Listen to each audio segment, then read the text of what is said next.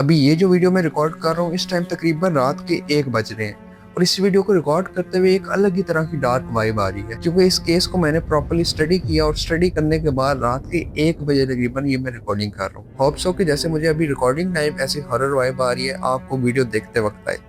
तो चलिए शुरू करते हैं। 11 मार्च 2025 टोक्यो। एक फीमेल स्ट्रीमर शिंजुकू की स्ट्रीट पर अपना फोन पकड़ के लाइव आती है। सर्दियां जापान में तकरीबन खत्म होने के करीब थी, लेकिन सुबह का वक्त होने की वजह से हवा अभी भी ठंडी थी। रोड पर रात की तरह रश नहीं था क्योंकि टाइम 9:15 AM था। स्ट्रीमर अपनी लाइव में इस कदर मगन थी कि उसे अंदाजा ही नहीं हुआ कि कब एक आदमी उसके सामने आके खड़ा हो गया, पूरा ब्लैक आउटफिट पहने हुए। और वो आदमी वहां यूं ही नहीं आता, बल्कि उसका कोई खास मकसद था। は一つお願いがあって。おい、何やってんだよ。こちらで20代の女性が刃物に刺されたと通報があったということです。 Most people were actually pretty happy that this happened. The suspect told police he located her from her live stream. Live stream एक ऐसा कंटेंट है जहाँ क्रिएटर्स रियल टाइम अपनी ऑडियंस के साथ कनेक्ट करते हैं। अगर पाकिस्तान की एग्जांपल दी जाए तो टिकटॉक लाइव इस टाइम सबसे ज्यादा यूज किया जा रहा है। इसमें घर बैठे हुए लोग अपने फेवरेट क्रिएटर्स के साथ डायरेक्टली इंटरेक्ट करते हैं। इन लाइव स्ट्रीम्स का एक इम्पोर्टेंट फीचर होता है गिफ्ट या डोनेशन। घर बैठे हुए लोग अपने फेवरेट क्रिएटर्स की सपोर्ट के लिए उन्हें गिफ्ट या डोनेशन देते हैं। लाइव स्ट्रीम का प्लेटफॉर्म हर कंट्री में डिफरेंट होता है और ऐसे ही जापान में भी लाइव स्ट्रीम का एक प्लेटफॉर्म है जिसका नाम है होवाच, जहां लोग अपने फेवरेट क्रिएटर्स के साथ डायरेक्टली इंटरेक्ट करते हैं। और इसी प्लेटफॉर्म पर एक क्रिएटर थी एरी सातो। जब उसने अपनी जर्नी स्टार्ट की तो उसकी एज उस वक्त 17 to 18 ईयर थी। ऑनलाइन वो AI मोगामी के नाम से जानी जाती थी, मतलब कि उसका यूजर नेम AI मोगामी था। वो कुछ अलग करना चाहती थी और लोगों को अपनी सॉफ्ट और फन पर्सनैलिटी से इंटरटेन करती थी। शुरू में उसके लाइव स्ट्रीम पर सिर्फ 5 से 10 लोग आते थे, लेकिन आहिस्ता आहिस्ता वो ग्रो करने लगी और हजारों की तादाद में लोग उसे देखने लगे। फिर कोलैबोरेशन स्टार्ट हुई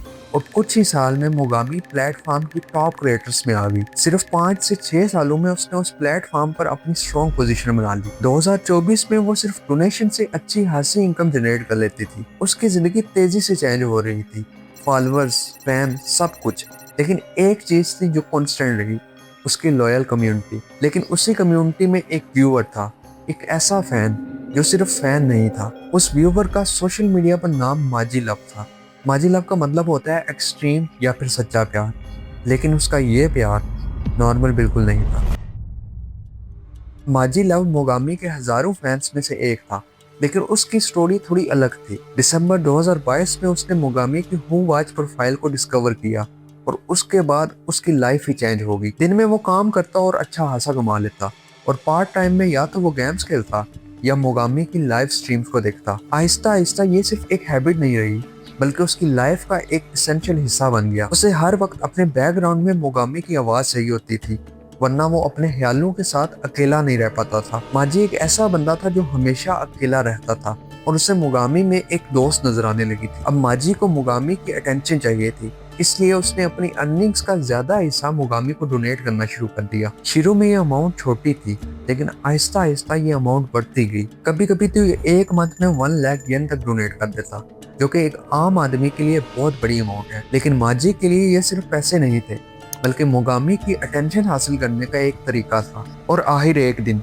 उसकी मेहनत रंग ले आई। इतनी बार चैट्स में आना, डोनेशन देना, किसी न किसी पॉइंट पर बंदा नोट हो ही जाता है और मोगामी ने भी उसे नोट कर लिया था। मोगामी माजी से इतनी ज्यादा सरप्राइज हुई कि मोगामी ने माजी को खुद मैसेज किया। सोचो, जिस क्रिएटर को तुम रोज स्क्रीन पर देखते हो वो तुम्हें मैसेज कर दे। ऐसे ही माजी के लिए ये मोमेंट एक अनरियल मोमेंट था। अब दोनों बात करना शुरू हो गए और बहुत जल्द ही लाइन पर भी कनेक्ट हो गए।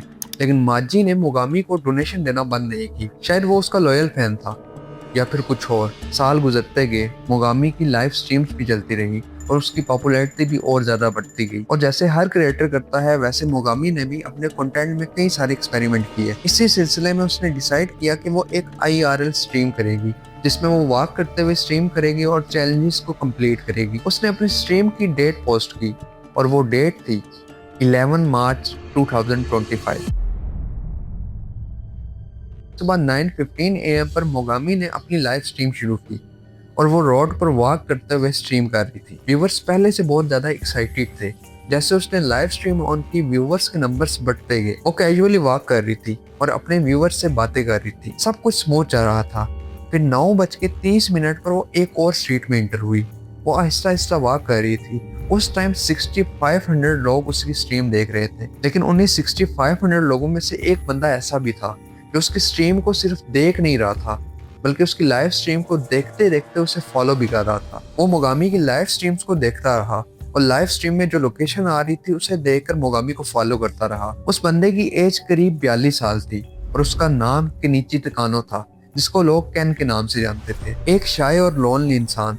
वो मोगामी को बहुत ज्यादा एडमायर करता था। जब उसे पता चलता है कि मोगामी उसके घर के आसपास ही स्ट्रीम कर रही है, तो वो मोगामी को फॉलो करना शुरू कर देता है। अब ये जो केनिची तकानो था, इसका सोशल मीडिया नेम माजी लव था। मतलब ये वही बंदा था जो मोगामी को डोनेशन देता रहा और मोगामी भी इससे बातें करती रही। तो जब कैन को पता चला कि मोगामी उसके घर के आसपास है, तो उसने डिसाइड किया कि वो आज मोगामी को मिलेगा, लेकिन एक नॉर्मल फैन की तरह नहीं। अब वो मोगामी को फॉलो कर रहा था और मोगामी उसके सामने ही आहिस्ता आहिस्ता चल रही थी। जिस लड़की को उसने हमेशा स्क्रीन पर देखा, आज वो उसकी आंखों के सामने थी, लेकिन इस बार उसकी आंखों में प्यार नहीं बल्कि गुस्सा और नफरत थी।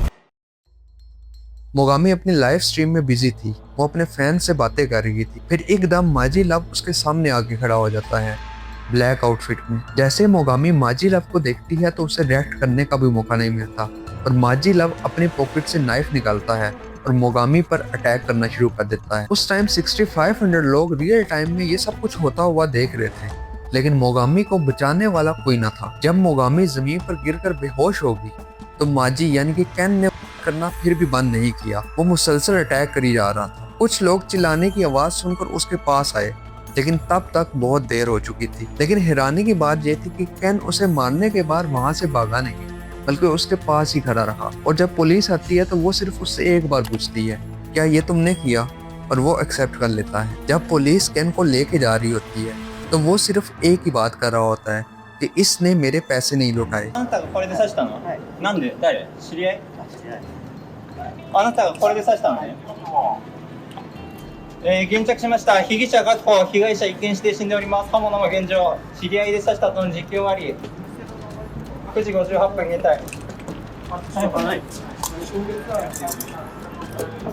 जब पुलिस ने इस बारे में इन्वेस्टिगेशन की तो पता चलता है कि मोगामी ने कैन से बहुत सारा पैसा लिया हुआ था। मोगामी हर बार न्यू एक्सक्यूज बनाती और कैन से पैसे मांगती। क्योंकि कैन एक सादा सा बंदा था, इसलिए वो हर बार मोगामी को पैसे दे देता। कैन ने अपनी सारी सेविंग तकरीबन 1.5 मिलियन येन मोगामी को दे दी और यहाँ तक कि कैन लोन लेकर मोगामी को पैसे देता था। और जब कैन ने मोगामी को बताया कि मैंने लोन वापस करना है तो मेरे पैसे मुझे वापस दो, तो मोगामी ने कैन को ब्लॉक कर दिया। कोर्ट ने ये ऑर्डर दिया कि पैसे वापस किए जाएं, लेकिन मोगामी ने इसे फिर भी नहीं लौटाए। कैन की इतनी बुरी हालत हो गई थी कि वो कर्जे में डूब गया था और उसके पास खाने को खाना भी नहीं था।